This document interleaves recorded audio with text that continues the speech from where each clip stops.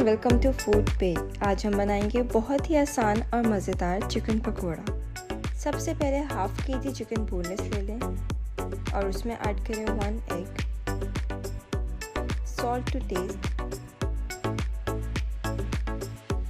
1 teaspoon black paper,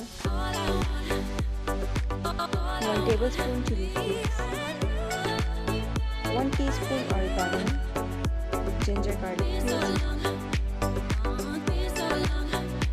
3 tablespoon Maida, 5 tablespoon CornFlour। अब इसको mix कर लें।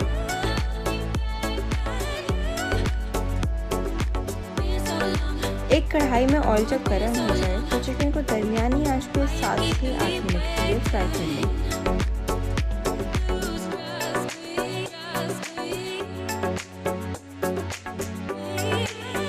तो जनाब, हमारे मज़ेदार से चिकन पकोड़ा अब हैं तैयार।